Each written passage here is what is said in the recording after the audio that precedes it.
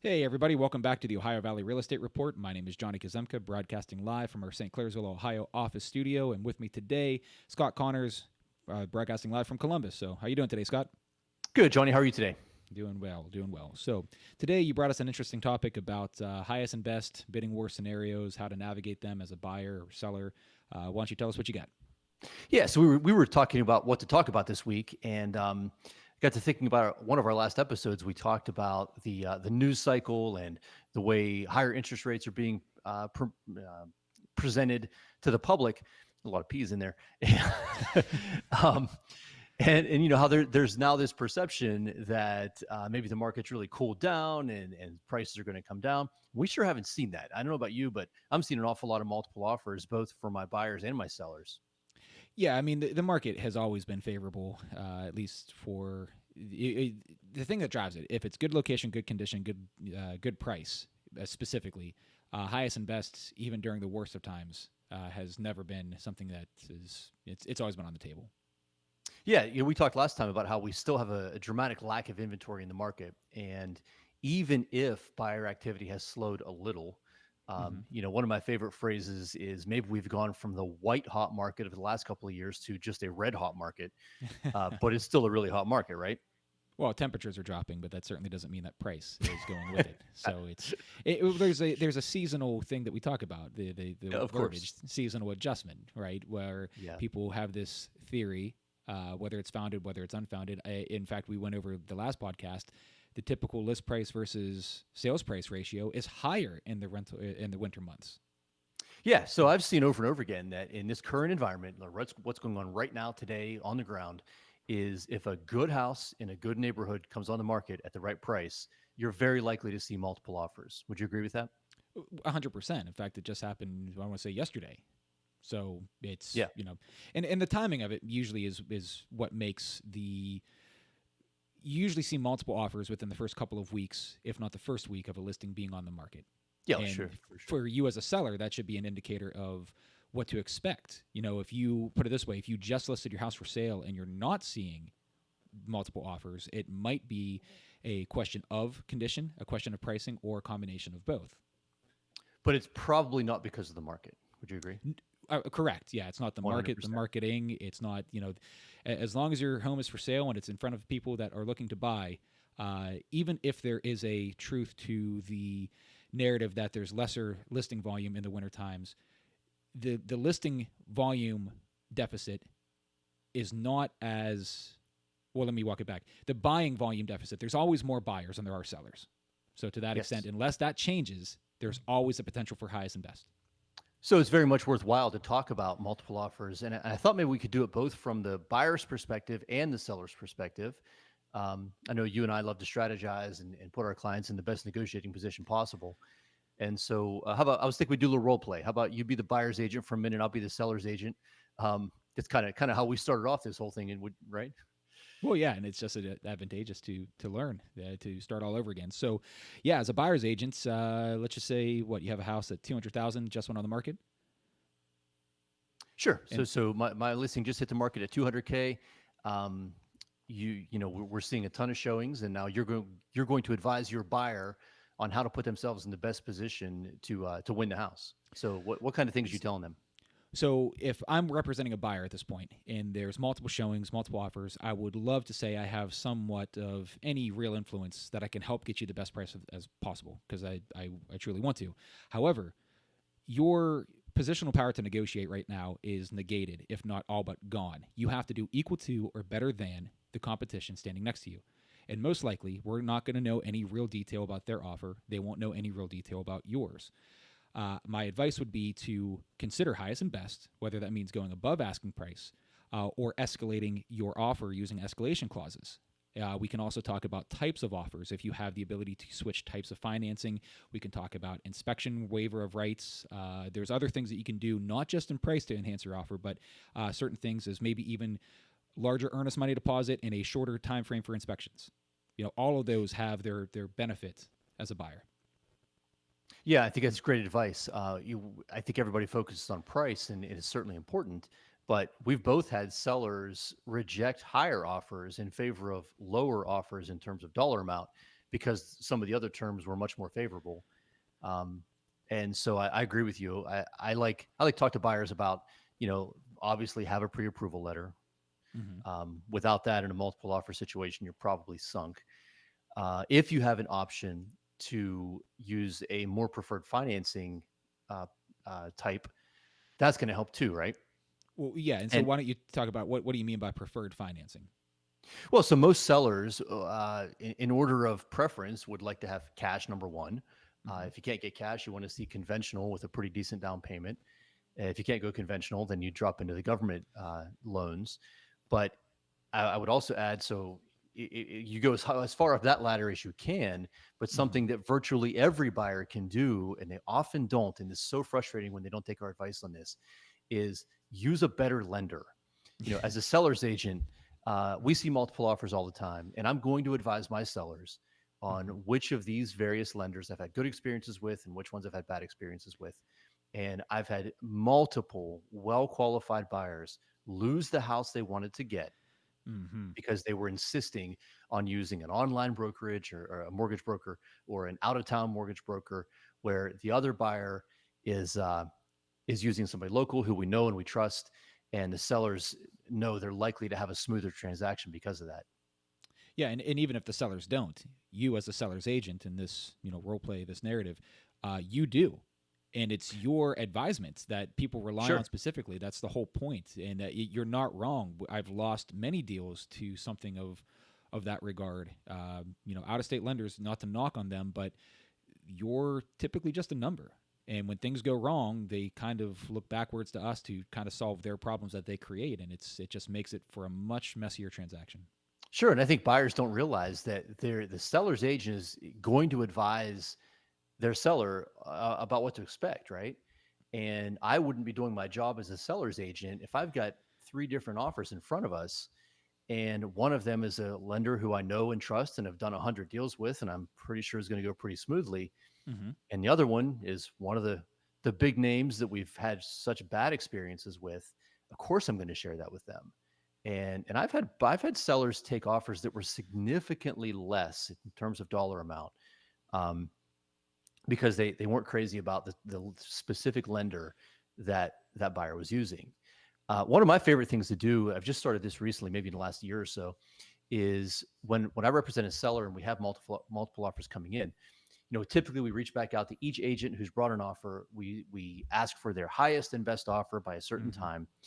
I've taken to giving them a wish list. This is what the seller's looking for. Hmm. Preference will be given to local lenders, conventional financing, shorter inspection periods. Sometimes sellers really want closing or post-closing possession. And so as a seller's agent, we spell that out. Hmm. And a wise buyer is going to look at that list and, say, shoot, I can meet all these requirements. And you ignore that list at your own peril. Yeah, correct. And you mentioned something that caught my ear: value being relegated. Specifically, you mentioned pricing, but during this role play, what if you as a seller's agent? I'll be the seller at this point, but you have three offers. One is 190,000 cash for a $200,000 listing.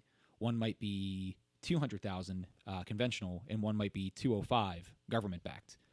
Hmm. You see, so how the values are different, but the types of the transactions. Can you elaborate on what you would do or how you would suggest in that scenario? So that's obviously going to be case by case. And, we sometimes have particular properties that we don't think are going to be a problem at all to get through, say, FHA financing or VA financing. Hmm. Um, Other times there's some real question mark there.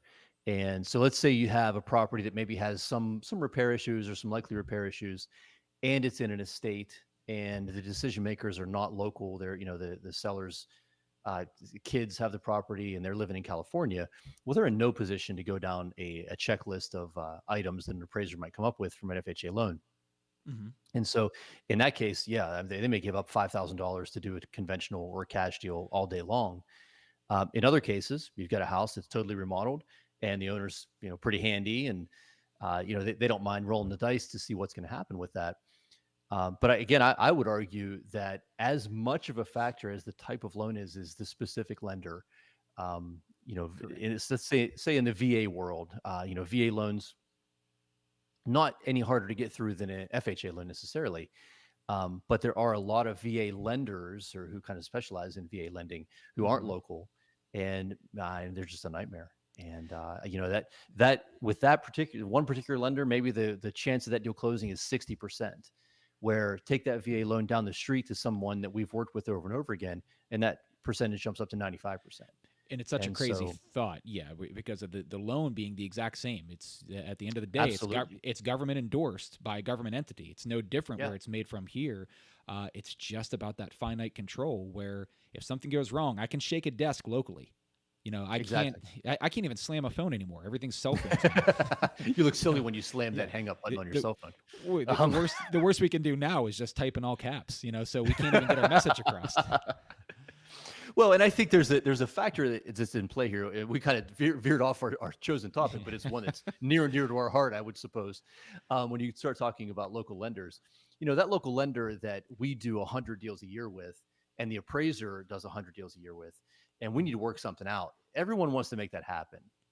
When the mortgage officer is in Utah and they've never seen this appraiser before and likely never will again, Mm-hmm. they don't really care what we have to say, and it's so everyone's just kind of like, the deals die all the time. So to bring it back to what we're talking about, as a seller's agent, we're looking at all these different factors when we get multiple offers, and I Mm-hmm. think a wise buyer's agent and a wise buyer is really going to try to meet that criteria. Um, would you agree with that? It's so. I'm sorry. Would you agree with that?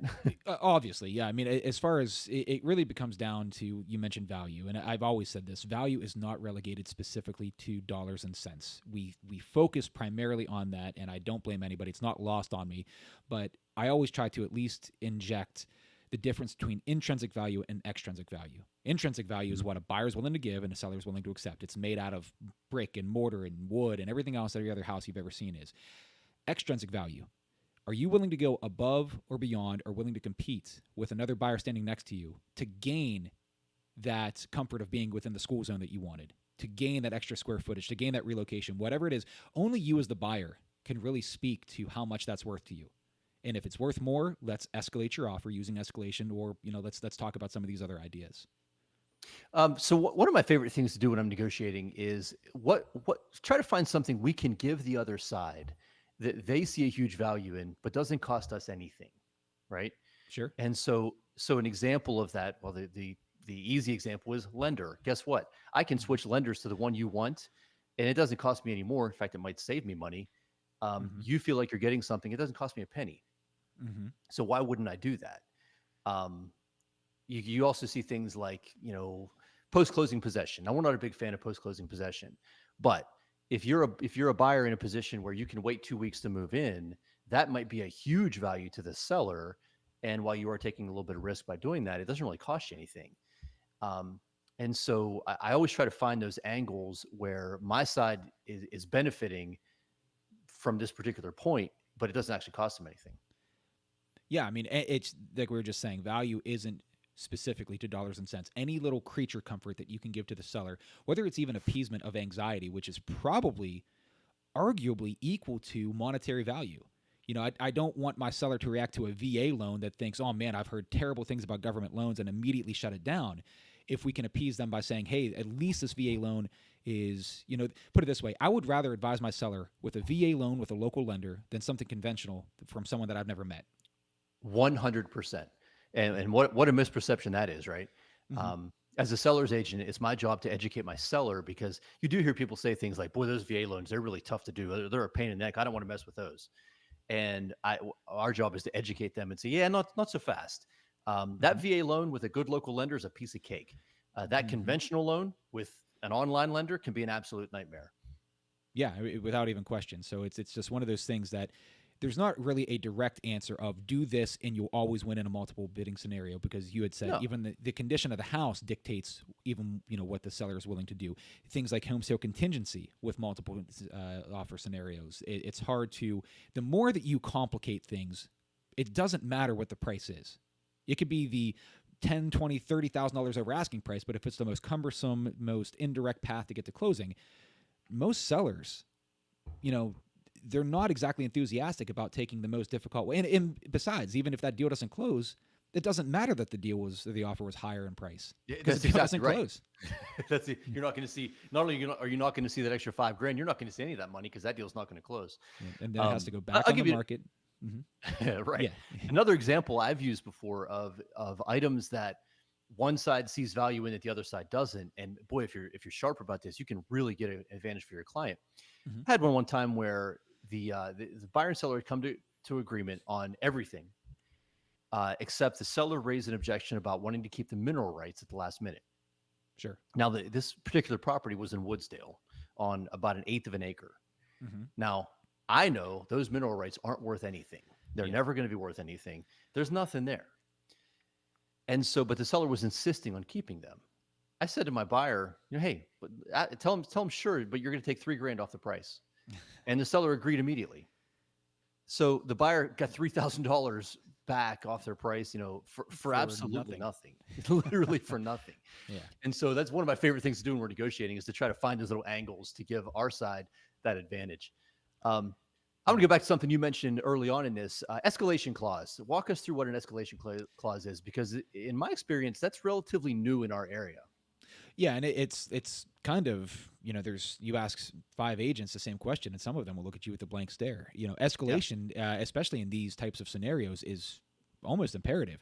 So what an escalation clause basically does is you say to a seller, look, you're asking $200,000 out of this property. I'm willing to at least meet that at a bare minimum. And in the event that there's multiple offers, I am willing to escalate my offer to X amount of dollars, maybe 210,000. But I'm only doing it in $1,000 increments to be higher than the next bidding offer. So if someone comes in at 205, you as a seller have the permission to raise my offer to 206. If someone meets or exceeds 210, I concede and we'll continue searching. But it's a very nice tactic to use because we talked about it before. We don't know the details of another buyer's offer unless the seller specifically gives it to us. And they won't typically know, the other buyers won't know yours either. So in the absence of that knowledge, it's one of the most critical tools you can use in your arsenal to ensure that you're at least putting your best foot forward. So I'm thinking that this escalation clause probably could be its entire own episode because Oh, without question. I love this topic. So the typical scenario we see is when we end up with multiple offers. Let's say asking price of 200,000, and we have one offer at 190, one offer at 195, and maybe some lowball guy at 180. Right. Mm-hmm. We go to the seller comes back to each party and says, "Give us your highest and best offer." So you have 3 different buyers at 3 different price ranges or price numbers, and they don't know what the other offers are. Mm-hmm. So the guy at 195, and I've seen this happen. The guy Sure. at 195 says, "You know what? Tell him I'll give him 200." The guy at 190 says, "No, I'm going to stay at 190," and the guy at 180 says, "I'll go 185." And so the top offer moved up by $5,000, and they didn't have to because they were already the best offer. But So they what an don't know that. escalation? Of course, they don't know that, and they never will, by the way. Mm-hmm. What the escalation clause does is it prevents that. It gives them the best chance of getting the house without paying extra if they don't have to, right? Mm-hmm. It's a way to kind of hedge your bet to say, look, I'm willing to go this high, but I'm not going to go this high just because. I'm going to go this high because there's another offer. And typically, I know our escalation clause language requires the seller to show us the other offers. Yeah, a bona fide offer. It can't just be something that they just wrote John Smith on a napkin and said, "Hey, it has to be at least bona fide." Correct. So as a buyer's agent, if you're representing the guy at 190 or 195 in that scenario I said, and you say, well, let's do an escalation clause. Tell them to go to 205, but only if you're beating another offer. They come back and say, well, look, your 195 was the best offer you had. Again, you just say $5,000. That's good agent stuff there. Yeah, and again, it's something that you don't hear. I mean, outside of our conversations and some of our negotiations, I don't see it as often as you would expect to see it during these types of scenarios. Yeah, for sure. So, One other thing I want to go back to or have you talk about a little bit as a buyer's agent is talk about the buyers who don't quite understand what highest and best means in terms of it being a one-shot deal. They get mad. So you say, give us your highest and best. They say, we're going to go to, 195. They get beaten and then they get upset because they say, well, we would have gone higher. So talk about that scenario. well, it's just right in the name, highest and best. If you want to go higher, this is your highest and best, your chance to do so. And it's always frustrating to hear that as an agent because this is the advisement of it. It's to say, go with your best. If you get beat by 1 cent more, at least you put your best foot forward. And again, the whole other topics about doing other things to enhance your offer, like you said, the post-possession or any other type of creature comfort. This is your chance to meet or exceed the competition based off of your best. Yeah, And if you that's don't, the best part of that's the best half of the highest and best phrase, yeah, right? yeah, Highest is the number, best is everything else. yeah, and highest doesn't have to be directly value. This, highest is about, what you feel comfortable with. If you don't feel comfortable with post possession, don't offer it. If you don't feel Right. comfortable with a larger earnest money deposit or waiving inspections, don't do it. But just so you know, if someone else does, that offer might be more persuasive. So at least consider and, those. and you may not get another swing, right? That you probably won't get another swing. That's the thing that I find is that buyers don't understand. This is the one-shot deal. Give us your highest offer because we're probably not coming back for another one. The seller's going to take the one that they like the best at that point. Yeah, the only time that I would even reserve some type of advice to saying that you could still maybe use positional power is if you have something so strong with leverage, such as a cash transaction. That might Yeah, be, yeah. I mean, oftentimes in seller, yeah, yeah. When I'm representing a seller in a multiple offer scenario, and we have a cash offer, but the cash offer is the lowest, sometimes we use the existence of other offers to persuade the cash offer to either meeting or exceeding, saying, hey, if you are willing to do this on these terms, we like your type, the easiest, the best, obviously. We'll go with you as long as you can do that. And, sometimes that multiple offer scenario never even makes its way there because they go to that. It's up to the seller how they want to respond. We can't force them to go highest and best. We can't force them to, just pick anything. But, you, again, as a buyer, highest and best, bring your A game, not your B game, not anything else. Bring your A game to the table, and let's go after it. Yeah, that's good stuff, man. Multiple offers are fun when they go our way. Yeah, well, yeah, and even if it doesn't, as a buyer, especially as a buyer, don't get discouraged by it. It's always hard to receive bad news. But there will always be another listing. There will always be another opportunity, and so much is. If you've never been in a highest and best scenario and you're watching this for the first time, I don't exactly expect you, put it this way. The people that win in the highest and best scenarios are probably people that missed out on the last one. They've already been through the ringer. They've already know, so they're not messing around. You as a buyer, yeah. Your timing on that is impeccable because, we had a closing today that you helped me out with, and that's exactly her scenario. This particular buyer had lost out on 2 other properties in multiple offer situations. This one came on the market. We got into it the day it hit the market, actually within hours of it hitting the market. And she started off by going 5,000 over asking price Without even coaching. And so, well, she knew because again, she learned the painful lesson of, boy, I really wanted that house. I kind of screwed that up. And so that says a couple things. Number one, that's what a buyer, that's a good buyer. That's someone who's paying attention. But also, that's still the market we're in case anyone's wondering. We had a closing literally, an hour before this podcast started. That was that exact scenario where the buyer went in immediately as soon as the house hit the market, went 5,000 over asking price and got the house. Yeah, and it still happens.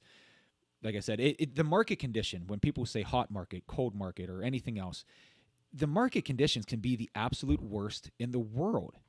If it's priced well enough, if it's good location, good condition, if it's appealing to multiple different people, expect multiple different offers.